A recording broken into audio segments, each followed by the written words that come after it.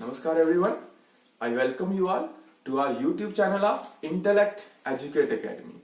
So आज के इस वीडियो लेक्चर में हम लोग बात करने वाले हैं HP टेट की। जी हाँ दोस्तों, HP टेट आपने नोटिफिकेशन देखा ही होगा। तो HP टेट का एग्जाम होने वाला होगा अभी। उस HP टेट में उसका सिलेबस क्या है वो भी आपने माइट भी देखा होगा। तो उसमें आज हम बात करते हैं पहले कि वो कितने मार्क्स का एग्जाम होगा। तो आपको पता होगा कि ये एचपी टेट का एग्जाम 150 मार्क्स का है। उस 150 मार्क्स की वेटेज किस तरह से है आइए देखते हैं, जिसमें आपको कुछ 60 मार्क्स बायोलॉजी से रहेंगे, 30 मार्क्स केमिस्ट्री से रहेंगे, 30 मार्क्स जनरल अवेयरनेस से रहेंगे और उसी जनरल अवेयरनेस में इसी में इंक्लूडेड है आपका HP GK also and plus there are 30 marks for psychology. So overall अगर देखा जाए 60 30 30 30 90 60 150 it is of 150 marks. Overall अगर इसको थोड़ा सा ध्यान में रखा जाए तो there is a major portion from the bio section. जी हाँ, बायोलॉजी से पूरे 60 नंबर का एग्जाम आपको आने वाला है आपके एचपी टेट में। सो आइए आज हम देखते हैं बायोलॉजी के सिलेबस को, उसे डिस्कस करेंगे। मैं डॉक्टर शिवम जसरोटिया, मैं डील करूंगा इस इंटेलेक्ट एजुकेट एकेडमी के यूट्यूब चैनल पे आपकी बायोलॉजी की सेक्शन को।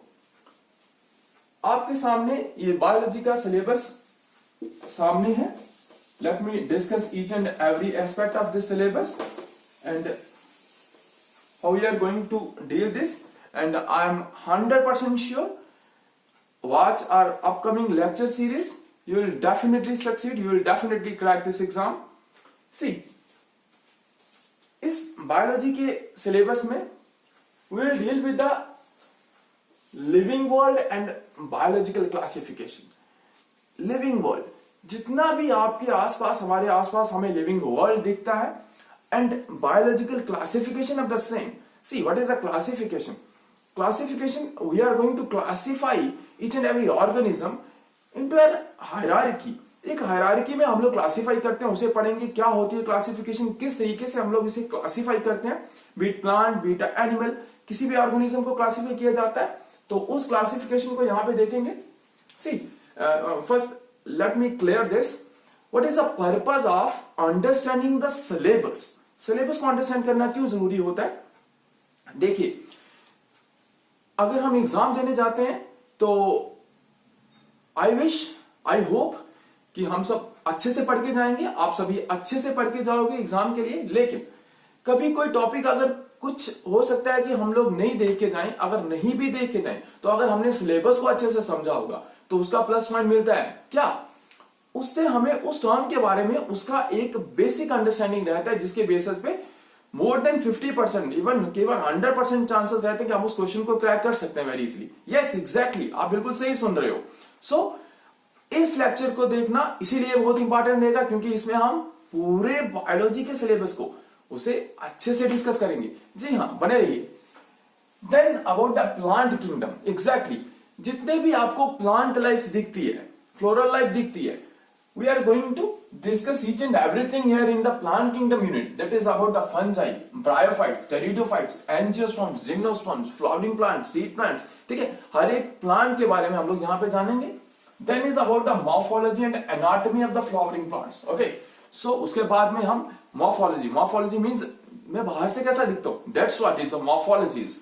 तो ऐसे ही प्लांट्स की morphology के बारे में यहाँ पे पढ़ेंगे, प्लस उसकी एनाटॉमी के, उसके पूरी एनाटॉमिकल फीचर्स में उसके बारे में यहां पे हम डिटेल में डिस्कस करेंगे। Then is about the transport in plants and the mineral nutrition. Exactly, हम लोग ट्रांसपोर्ट के बारे में पढ़ते हैं तो ट्रांसपोर्ट ऐसा नहीं है कि खाली ही ट्रांसपोर्ट है, बसेस चलती हैं, railway that is only no, ठीक है। ट्रांसपोर्ट हमारी बॉडी में भी ट्रांसपोर्ट होता है, ठीक है, ऐसा ही प्लांट्स में भी ट्रांसपोर्ट होता है। आपने सुना होगा जाइलम एंड फ्लोएम सेल्स के बारे में, टिश्यूज के बारे में, तो वो वहां पे ट्रांसपोर्ट करते हैं, उनके बारे में, उनके रिगार्डिंग हम लोग यहाँ पे डिस्कस करेंगे that what is there in the transport in the plants and what is about the mineral nutrition. Exactly, Then is a photosynthesis in plants. Very very important process of the photosynthesis. You know why? अगर photosynthesis नहीं होगा तो कुछ नहीं होगा. क्यों? क्योंकि plants अपना खाना बनाते हैं फोटोसिंथेसिस प्रोसेस के हेल्प से, और उसी खाने से हम लोग भी चल रहे हैं. एग्जैक्टली. ठीक है. तो यहाँ पे पढ़ेंगे कि फोटोसिंथेसिस किस तरीके से प्रोसेस काम करते हैं. The respiration in the plants. Yes, हम लोग तो रेस्पिरेशन करते हैं, है ना. ऑक्सीजन लिया, कार्बन डाइऑक्साइड छोड़ा, आप इसे रेस्पिरेशन करेंगे, ये ब्रीदिंग होती है. और रेस्पिरेशन में ऑक्सीडेशन ऑफ फूड होता है. हम पढ़ेंगे एक एक चीज को. ठीक है. तो ब्रेकडाउन ऑफ फूड होता है, लेकिन प्लांट्स में भी रेस्पिरेशन होता है. यस, उसे जानेंगे यहाँ पे. चलिए एक चीज और बीच में बता देता हूं कि इन सभी प्रोसेसेस को पढ़ेंगे, उनके साथ साथ मैं आपको दूंगा बहुत ही अच्छे अच्छे निमोनिक्स. एग्जैक्टली एक मेमोरेबल, जिससे अपनी मेमोरी को एकदम एग्जैक्ट जल्दी से किया जाए. हम इन्हें मेमोराइज करेंगे. हम पूरे टॉपिक्स को मेमोराइज करने के लिए कुछ ट्रिक्स में पढ़ेंगे, कुछ ट्रिक्स की हेल्प से पढ़ेंगे, प्लस कुछ निमोनिक्स की हेल्प से पढ़ेंगे. चलिए आगे देखते हैं. Plant growth and development. ठीक है. प्लांट की ग्रोथ होती है, उसकी डेवलपमेंट किस तरीके से होती है उसके बारे में जानेंगे हम यहाँ पे. Reproduction in the plants. Okay. So as per we know that animals are reproducing, likewise plants are also reproducing, because reproduction means what? ठीक है, अपनी प्रोजेनी को आगे चलाना. That is what the reproduction is. So plants में reproduction होता है, वो कैसे होता है उसे देखेंगे. Then 9th unit deals with the biodiversity. Biodiversity means each and everything is surrounding us. Bio means a life, and diversity means the diversity, variety of the life forms. So वो हम यहाँ पे पढ़ेंगे. इकोसिस्टम, कई प्रकार के ecosystem आते हैं. ठीक है, उन्हें जहां पे जानेंगे. Plus then is the environment. Environment क्या है उसके बारे में पढ़ेंगे. Animal kingdom. ओके. जैसे आप यहाँ पे अगर प्लांट किंगडम के बारे में पढ़ते हैं, वहां पे हम लोग प्लांट्स को ही डिस्कस करते हैं. ठीक है. तो ऐसे ही हमारे पास किंगडम में एनिमल किंगडम आता है, जिसमें हम एनिमल्स को डिस्कस करते हैं. वहां पे हम लोग पूरे फाइलम्स को देखते हैं, जैसे protozoa, पॉलीफिला, Coelenterata, Annelida.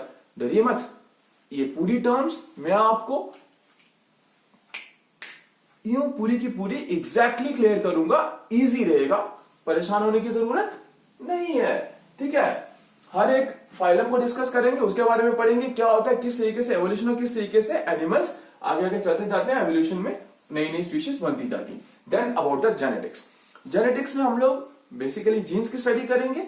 Genetic level पे ऑर्गेनिजम्स के बारे में पढ़ेंगे, किस तरीके से जेनेटिक्स के बेसिस पे हम लोग पढ़ते हैं एवोल्यूशन हुआ, उसको देखेंगे. ठीक है. मेंडल के बारे में पढ़ेंगे, मेंडल की जेनेटिक्स की थ्योरी जो भी उन्होंने दिया उसके बारे में स्टडी करेंगे यहाँ पे in the genetics unit. Then your 14th unit deals with the cell cycle and the cell division. Again, very important topic. That is cell division and cell cycle. देखिए, हमारी बॉडी आपको पता है कि सेल्स से मिलके बनती है, तो सेल्स में डिवीजन होता है. अगर सेल्स में डिवीजन होता है तभी जाके एक छोटे से बच्चे से एक एडल्ट बॉडी बनती है ना. सेल्स डिवाइड करते जाते हैं, ग्रो करते जाते हैं, डिवाइड करते जाते हैं, ग्रो करते जाते हैं. अल्टीमेटली एक cell that is the sperm, एक cell that is the ovum, दोनों मिलके फ्यूजन करके जाइगोट बनाते हैं. उनमें क्लीवेज होती है, डिविजन्स होती है. Cleavage mean the division. तो अल्टीमेटली फिर एक बेबी बनता है ना. फिर उसके बाद में उसकी भी ग्रोथ होती है, तो ग्रोथ भी पढ़ते हैं हम लोग, सेल साइकिल, सेल डिवीजन भी पढ़ते हैं.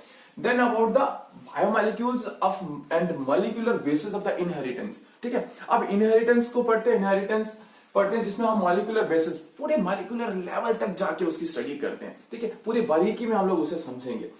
Then your 16th unit deals with the enzymes and vitamins. Vitamins very very important. ठीक है. आप जब भी क्वेश्चन पेपर देखते हो तो विटामिन से मोस्टली क्वेश्चंस आने के चांसेस रहेंगे. ठीक है. तो एंजाइम्स के बारे में पढ़ेंगे, कौन कौन से बेसिक डिफरेंट एंजाइम्स रहते हैं, plus about the vitamins and the roles in our body. Then about the evolution, है ना. एवोल्यूशन होता है, एवोल्यूशन चेंजेस आती हैं. जैसे आप लोग पढ़ते होंगे कि हमारे एंसेस्टर्स एप्स थे, है ना.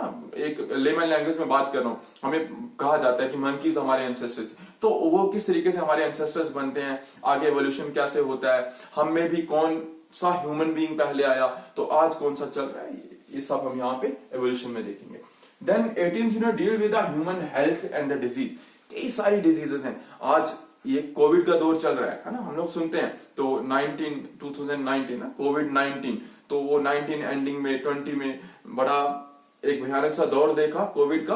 तो ये जूनोटिक डिजीजेस में डिजीजेस आती हैं, तो कितनी भी जो भी डिजीजेस हैं उनके बारे में यहाँ पे देखेंगे और ह्यूमन हेल्थ के बारे में पढ़ेंगे। Then about the microbes in the human welfare, तो ह्यूमन वेलफेयर में माइक्रोब्स क्या काम करते हैं उनके बारे में यहाँ पे जानेंगे। अबाउट द बायोटेक्नोलॉजी, ठीक है, अभी एडवांसमेंट होती है तो टेक्नोलॉजीज आगे आगे चलती हैं, वहीं पे हमारे पास एक बायोटेक्नोलॉजी भी आती है जिसके बेसिस पे हम लोग किस तरीके से इसका भी यूज करते हैं अपनी डे टू डे लाइफ में। We will discuss each and everything here in this chapter. Then about the digestion and absorption, ठीक है, आगे कुछ फिजियोलॉजिकल प्रोसेसेस आती हैं बॉडी में जो हमारे प्रोसेसेस चलती हैं। अबाउट द डाइजेशन, फिर एब्जॉर्प्शन किस तरीके से होती है उन्हें पढ़ेंगे। Breathing and exchange of gases, exactly, breathing, again सांस लिया छोड़ा, that is what the breathing is. And then the exchange of gases, basically हम लोग ऑक्सीजन इनहेल करते हैं और कार्बन डाइऑक्साइड आप लोग एक्सहेल करते हो। देखिए है ना कितना इंटरेस्टिंग सा प्रोसेस है,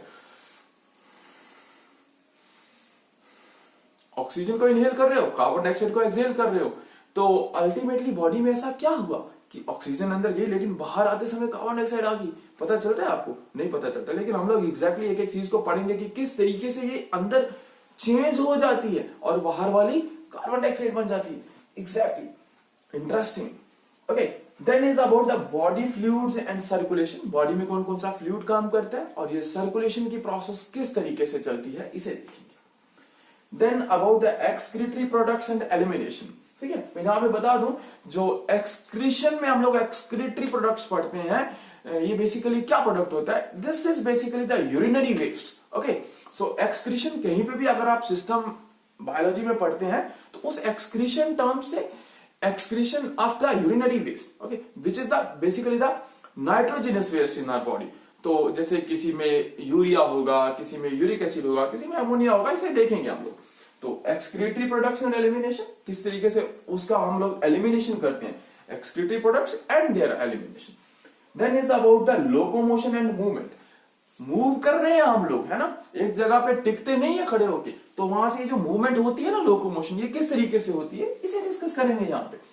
Then in your 26th unit, we will deal with the neural control and coordination, nervous system, exactly, ठीक है, नर्वस सिस्टम बहुत तेज दिमाग चलता है, हर किसी का चलता है, चलना भी चाहिए, wish you all the best. तो यहाँ पे हम न्यूरल कंट्रोल और कोऑर्डिनेशन किस तरीके से हम लोग कोऑर्डिनेट करते हैं ना, मेरे हाथ में ये पेन पकड़ रखा है, मैं इसके साथ लिख रहा हूं, है ना, ये मैं न्यूरल कंट्रोल लिख रहा हूं, तो अगर मैं लिख रहा हूं किस तरीके से मैं कोऑर्डिनेट कर रहा हूं, कौन काम कर रहा है, मेरा ब्रेन काम कर रहा है, आपका भी ब्रेन काम कर रहा है इस टाइम पे, आप लोग सुन रहे हो, ठीक है। Then is a chemical coordination and integration, chemically coordination किस तरीके से होती है, उसका इंटीग्रेशन क्या होता है हम यहाँ पे जानेंगे। ह्यूमन रिप्रोडक्शन के बारे में, एग्जैक्टली, बहुत इंपॉर्टेंट यूनिट है ये भी रहेगा, ठीक है। ह्यूमन रिप्रोडक्शन किस तरीके से होती है उसके बारे में जानेंगे यहाँ पे, each and every aspect of the human reproduction we will study in this unit. And then at the end, this is the last unit of your biology section, that is organism and its environment। हम organism के बारे में पढ़ेंगे और उसके environment के बारे में पढ़ेंगे कि अगल बगल का इन्वायरमेंट कैसा रहेगा। तो ये सारा सिलेबस आपका बायोलॉजी सेक्शन का है, याद रखिएगा 60 मार्क्स आपको एचपी टेट में देने जा रही है बायोलॉजी। सो पढ़िएगा, इसी के साथ साथ हम टेस्ट सीरीज में टेस्ट भी लेंगे और आपकी अच्छी प्रिपरेशन भी होगी यहाँ पे। सो बने रहिए इंटेलेक्ट एजुकेट एकेडमी के साथ।